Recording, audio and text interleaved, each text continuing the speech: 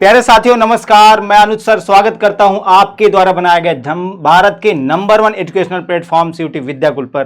प्यारे साथियों, जैसे कि आप सभी के एग्जाम बहुत बेहतरीन जा रहे होंगे और प्यारे साथियों आपके एग्जाम में भर भर के मतलब इतने ज्यादा नियम पूछे जा रहे हैं कि आपके लिए एक वीडियो तो बनता है बेटा जो नियम पर आधारित हो। तो बस इसी बात पर आपके लिए खास लेकर आया हूं आपके लिए एक स्पेशल क्लास जो नियम पर आधारित है। तो प्यारे साथियों चलिए शुरुआत करते हैं आज के क्लास की। और हमारा इस क्लास में पहला नियम जो है वह है बेटा आपका विलियन चैप्टर का हिंदी नियम। ठीक है, जितने भी महत्वपूर्ण नियम आपसे पूछे जा चुके एग्जाम में वो सारे नियम मैं आपके इस क्लास में लेकर आया हूं। तो कंटिन्यू आपको बने रहना है और सभी नियम को बहुत बढ़िया से पढ़ के जाना है। चलो, तो हिंदी का नियम क्या होता है? हिंदी का नियम बहुत आसान है, सिंपल सी बात यह बताता है कि जैसे जैसे आप दाब बढ़ाते हो वैसे वैसे विलयन की सांद्रता क्या होती है? बढ़ती है। सिंपल सी बात है, विलयन की घुलनशीलता बढ़ती है। ठीक है, जैसे जैसे आप क्या करते हो कंटेनर में दाब बढ़ाते हो वैसे वैसे क्या होता है? विलयन की घुलनशीलता बढ़ती है। ठीक है, तो क्या है? स्थिर तापमान पर किसी द्रव में घुले हुए गैस की सांद्रता उस गैस के द्रव के ऊपर आंशिक दबाव के क्या होता है? समानुपाती होता है। तो बेटा जो आपका सांद्रता है उसका अगर हम C से व्यक्त करें, जो सांद्रता है अगर उसको हम किससे? कंसंट्रेशन C से व्यक्त करते हैं तो बेटा क्या होता है? ये समानुपाती किसके होता है? P के। ठीक है, जैसे जैसे मैं दाब बढ़ाऊंगा वैसे वैसे विलयन की सांद्रता क्या होगी? बढ़ेगी। सिंपल सा है, सिंपल सा है। दाब बढ़ाओगे सांद्रता बढ़ेगी। ठीक है, और फिर यहां से क्या होता है? आपका ये प्रोपोर्शनलिटी कांस्टेंट हटता है और ये बन जाता है आपका KH इंटू P। ठीक है, तो ये हो जाता है आपका हेनरी नियम के लिए इक्वेशन। ठीक है, ये हो जाता है हेनरी नियम के लिए इक्वेशन। ठीक है, तो C बराबर KH इंटू P हो जाता है, जहां पे C सांद्रता है, KH आपका हेनरी स्थिरांक है। कई ऑब्जेक्टिव प्रश्न ऐसे बन चुके हैं कई एग्जाम में कि आपसे कहीं कहीं सिंपल सा फुद्दू सा क्वेश्चन पूछ लिया है कि यहां KH क्या है, तो आपको बताना हेनरी नियतांक है। ठीक है, अब P आपका गैस का आंशिक दाब है। ठीक है, तो हेनरी का नियम आपको समझ में आ गया। जैसे जैसे दाब बढ़ेगा वैसे वैसे विलयन की सांद्रता बढ़ेगी। ठीक है, चलो इससे रिलेटेड एक क्वेश्चन है, आप बढ़िया से इसको देखिएगा। फार्मूला बेस्ड ही क्वेश्चन बनते हैं। इसमें सिंपल सा है, पानी के ऊपर ऑक्सीजन का आंशिक दबाव अगर कितना 0.21 एटीएम है तो ऑक्सीजन के लिए हेनरी नियतांक कितना दिया है? बेटा KH का मान दिया, P का मान यहां पे दिया है। आपको क्या निकालना है? पानी में घुली ऑक्सीजन की सांद्रता। डायरेक्ट फार्मूले पे वैल्यू पुट करो और सॉल्व कर दो। भाई कितना छोटे छोटे क्वेश्चन आपके एग्जाम में पूछे गए। ठीक है, न्यूमेरिकल ज्यादा नहीं पूछा है पर पूछा जरूर है। ठीक है, चलो आते हैं आप अपना राउल्ट का नियम। राउल्ट का नियम सिंपल सा ये बताता है कि भैया किसी भी विलयन का वाष्प दाब, किसी भी विलयन का यहां आंशिक वाष्प दाब लिख लेना। ठीक है, हेनरी और क्या कहते हैं, हेनरी और राउल्ट में सिर्फ यही फर्क है कि वहां वाष्प दाब होता है, यहां आंशिक वाष्प दाब होता है। ठीक है, तो क्या होता है? विलयन का वाष्प दाब उस विलायक के मोल फ्रैक्शन के समानुपाती होता है। सिंपल सी बात है। यहां अगर हम लिखें विलेय के लिए, अगर हम बेटा हम विलेय की बात करते, यहां सोल्यूट की बात करते, तो सोल्यूट को अगर हम किससे नोट कर रहे हैं? B से नोट कर रहे हैं, तो आपका बेटा क्या हो जाता है? यहां जो PB है, ठीक है, जो PB है वो किसके समानुपाती हो जाता? वो XB के। मतलब जिस गैस के, जिस भी विलेय का हम अगर यहां आंशिक वाष्प दाब की बात कर रहे हैं तो बेटा उसी गैस के मोल अंश के समानुपाती हो जाता है। ठीक है, अगर हम विलायक की बात करते, अगर हम किसकी बात करते? विलायक की, तो यहां क्या हो जाता है? विलायक को अगर A से नोट करें तो बेटा यहां क्या हो जाता? PA आपका समानुपाती किसके? XA के हो जाता, जिसके चलते यहां पे आपका क्या फार्मूला, मेन फार्मूला जो निकल के आता है अगर विलयन की बात करते। ठीक है, अच्छा यहां देखो इक्वेशन क्या बन जाता है? PA बराबर आपका यहां जब समानुपाती चिन्ह हटता है तो बेटा बन जाता है PA नॉट आपका XA हो जाता है। ठीक है, और यहां PB क्या हो जाता है? PB आपका P नॉट B XB हो जाता है। और बेटा यहां क्या है आपका? आपने देख रखा है कि A और B हमने विलेय और विलायक माना है, तो अगर विलयन के लिए, अगर हमें विलयन के लिए वाष्प दाब निकालना हो, ठीक है, अगर हमें विलयन के लिए राउल्ट नियम लिखना हो तो बेटा यहां से क्या हो जाएगा? विलयन क्या, विलेय और विलायक दोनों के वाष्प दाब के योग के बराबर होता है, जिसके चलते बेटा अगर हम यहां लिखना चाहें तो नियम क्या हो जाएगा? यहां नियम हो जाएगा PS बराबर सॉल्यूशन का आंशिक वाष्प दाब क्या हो जाएगा? PA प्लस PB के बराबर हो जाता है। देखो ये फार्मूला यूज होता है एग्जाम में। ठीक है, और यहां से अगर वैल्यू ये वाली पुट कर दो तो बेटा P not A XA plus P not B XB, ये नियम आपका निकल के आता है। ठीक है, ये नियम आपके लिए निकल के आता है। यहां से रिलेटेड आपके एग्जाम में क्वेश्चन भी बनते हैं, तो इसको बढ़िया से अच्छे से याद कर लेना। ठीक है, राउल्ट का नियम, राउल्ट का नियम। ठीक है, फिर आते हैं इससे रिलेटेड, देखो एक आपसे छोटा सा एग्जांपल यहां पूछा है। छोटा सा एग्जांपल यह है कि यदि शुद्ध विलायक का वाष्प दाब कितना है बेटा? शुद्ध विलायक मतलब आपका क्या? P नॉट A का यहां पे मान दिया है 100 mmHg। विलायक का मोल फ्रैक्शन बेटा आपका देखा जाए, विलायक का मोल फ्रैक्शन आपका XA दिया है, तो बेटा यहां से क्या हो जाएगा आपका?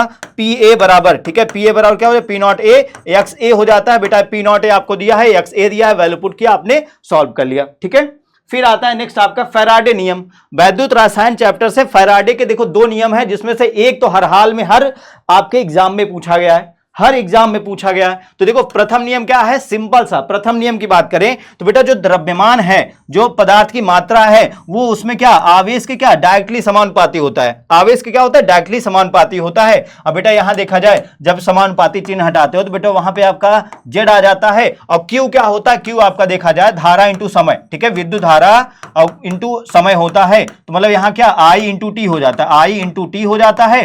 जो आपके देखो फार्मूला यूजेबल है, जो एग्जाम में फार्मूला यूज करोगे वो फार्मूला मैं यहां पे लेकर रहा हूं। तो बेटा क्यू का मान यहां देखो जेड इंटू क्यू हो गया, और यही आपका फार्मूला यहां से बन के आ जाता है एम बराबर जेड इंटू आई इंटू टी, ठीक है। ये वाला फार्मूला आपके एग्जाम में बार बार उपयोग में आएगा, क्योंकि इस तरह क्वेश्चन पूछे जाते हैं, ठीक है।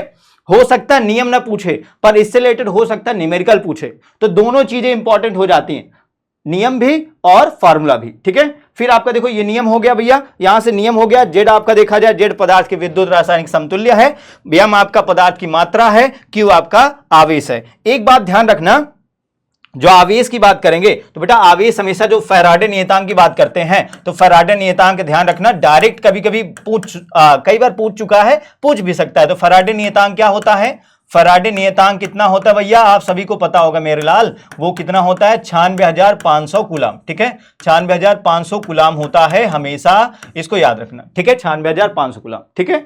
अब आता है आपका, देखा इससे रिलेटेड एक नियम एक क्या कहता है क्वेश्चन पूछा था, यहाँ क्या यदि किसी घोल में क्या हो, यहाँ आपका देखा जाए जो आवेश है वो कितना है 96,500 है, वही फैराडे नियतांक गुजारा जाए तो पदार्थ की विद्युत रासायनिक तुल्य, बेटा जो आपका जेड का मान क्या है आपका देखा जाए तो आपका क्यू यहां जेड का मान दिया है इतना, ठीक है। तो जमा हुआ पदार्थ क्या होगा, तो एम बराबर क्या होता है बेटा Z into Q, Z into Q. देखो सिंपल से फार्मूला में वैल्यू पुट करो और बेटा वैल्यू आपके सामने आसानी से आ जाएगी, ठीक है। चलो फैराडे का द्वितीय नियम क्या कहता है कि बेटा ये सिंपल से जो पदार्थ का द्रव्यमान है वो क्या होता है, उसके समतुल्य भार के समानुपाती होता है। किसी भी, जैसे यहां क्या होता है, जैसे आपके पास NaCl था, ठीक है, NaCl था, इसमें आपने क्या किया, विद्युत धारा प्रवाहित किया, विद्युत धारा इसमें प्रवाहित किया। अब बेटा इसमें क्या Na प्लस और Cl माइनस यहां से बना, ठीक है। तो बेटा सिंपल सी बात है, जितनी विद्युत धारा यहां पे प्रवाहित करोगे, जितनी विद्युत धारा यहां पे प्रवाहित करोगे उतना ही यहां से क्या होगा, उतना ही यहां से सोडियम और क्लोरीन का निर्माण होगा। जितनी विद्युत धारा प्रवाहित करोगे उतना ही सोडियम और उतनी क्लोरीन का निर्माण होगा। सिंपल सा ये द्वितीय नियम बता रहा है। तो यहां क्या होगा आपका, जो आपका देखा जाए एम प्रोपोर्शनल E1 हो जाता है, अगर हमें क्या एम प्रोपोर्शनल E हो जाता है। अगर देखा जाए दो पदार्थ है बेटा तो यहां क्या हो जाएगा M1, ठीक है, M1 अपान E1। ये रिलेशन आपसे एग्जाम में कई बार बन चुका है, M2 अपान E2, ठीक है। ये आपका इक्वेशन यहां से बन जाता है, ठीक है। ध्यान रखिएगा दो पदार्थ के लिए अलग अलग यहां से इक्वेशन बनता है, ठीक है। ये बात भी आपको समझ में आ गई। तो यहां आपका इक्वेशन दिया है, M क्या है, E क्या है, सबकी वैल्यू यहां पे दी हुई है, ठीक है। चलो फिर आते हैं अपना, देखो वही आपका देखो एफ का मान कितना होता है 96,500 कूलाम होता है। यहां सिंपल से फैराडे के सेकंड लॉ पर आधारित एक क्वेश्चन दिया है, ठीक है। फैराडे के सेकंड लॉ पर आधारित एक क्वेश्चन दिया है कि अगर आपके पास कॉपर का क्या हो, अगर ई का मान क्या दिया हो बेटा 63.5.2, मतलब आपका कॉपर मान इतना दिया हो और सिल्वर का मान अगर इतना दिया हो, तो इन दोनों का अनुपात क्या होगा। डायरेक्ट यार आपने पढ़ रखा है कि M1 अपान M2, ठीक है। अच्छा इस इक्वेशन को ऐसे कन्वर्ट कर सकते हैं कि M1 अपान E1 बराबर, ठीक है, M2 अपान E2, ठीक है। ये ऐसे कर सकते हैं। तो इसको हम ऐसे भी तो लिख सकते हैं, M1 अपान M2 बराबर E1 अपान E2, ऐसे भी लिख सकते हैं। तो जब इनका रेशियो अगर हमें E1 E2 पता चल गया तो M1 M2 पता चल जाएगा। तो भैया M1 M2 आपका मान क्या हो जाएगा, M1 M2, ठीक है। M1 M2 आपका पता चल गया, वैल्यू आपने रेशियो निकाल लिया, ठीक है।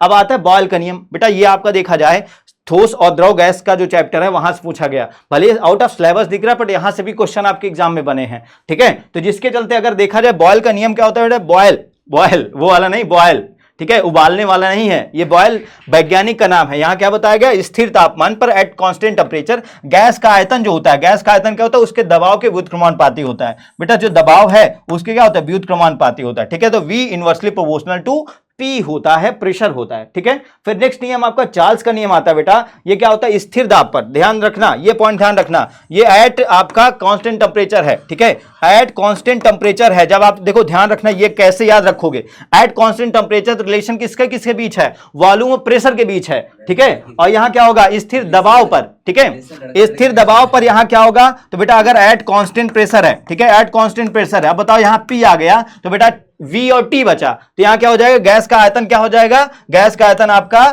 किसके, तापमान के समानुपाती हो जाएगा, ठीक है। तो ये रिलेशन आपके डायरेक्ट इक्वेशन में बन जाते हैं। तो आपको क्या करना है, इसको कंसंट्रेट होके बढ़िया से इसको याद करना है, ठीक है।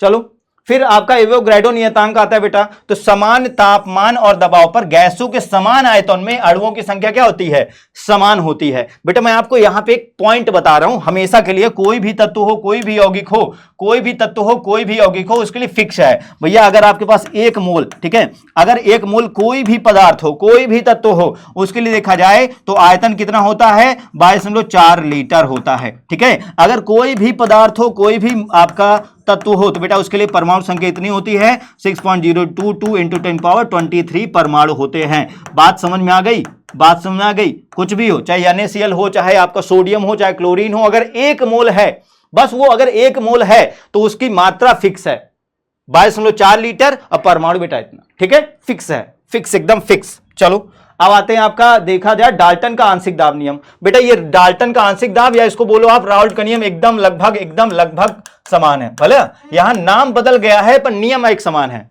नाम बदल गया है पर नियम एक समान है, ठीक है। इसमें क्या होता है, गैस मिश्रण का कुल दबाव उसमें मौजूद प्रत्येक गैस के आंशिक दबाव के योग के बराबर होता है। अभी हमने देखा राउल्ट के नियम क्या होता है, पीएस बेटा पीए प्लस पीबी के बराबर होता है। मतलब आपका जो विलयन का दबाव है बेटा, वो विलाय और विलेय, विलायक और विलेय दोनों के वाष्पदाब के योग के बराबर होता है। अभी जस्ट हमने राउल्ट के नियम पढ़ा, वही नियम बेटा राउल्ट का नियम है, वही नियम आपका आंशिक दबाव का नियम है। अगर हम मिश्रण की बात करें तो मिश्रण अवयव जो उसमें जिन अवयवों से मिलकर बना है, उन सभी अवयवों का अगर दबाव का योग कर दिया जाए तो मिश्रण का कुल दबाव निकल आता है, ठीक है, मिश्रण का कुल दबाव निकल आता है, ठीक है।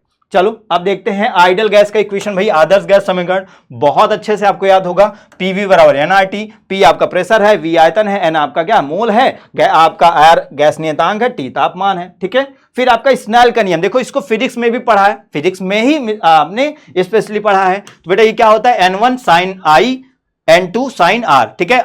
I और R क्या है, N1 तो आपके मोल है, ठीक है, N1 N2 मोल है, बट बेटा यहाँ का I क्या है आपका आगमन कोण है, R क्या है आपका, R है आपका अपवर्तन कोण, ठीक है।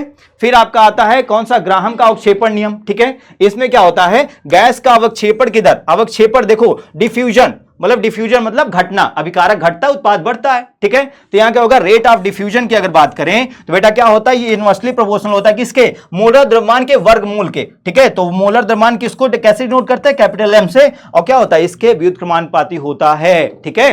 तो यहां क्या, rate of diffusion inversely proportional होता है किसके, मोलर द्रव्यमान के वर्गमूल के, ठीक है। तो ये हो गया आपका ग्राहम का अवक्षेपण नियम, ठीक है। इतने सिंपल से नियम थे बेटा, ये आपके एग्जाम में बार बार पूछे जाने वाले नियम थे। इसलिए अपने जितने भी दोस्तों के एग्जाम अभी तक बचे हुए हैं, जिन लोगों के एग्जाम अभी होने हैं, उन सभी दोस्तों के पास इस क्लास को शेयर कर देना, क्योंकि बेटा यहां से मिनिमम मैं कह रहा हूं आपको, मैंने लगभग 10 से 12 नियम आपको पढ़ाए, मिनिमम मैं कह रहा हूं कम से कम 3 नियम तो आपके एग्जाम में हर हाल में ही फंसेंगे।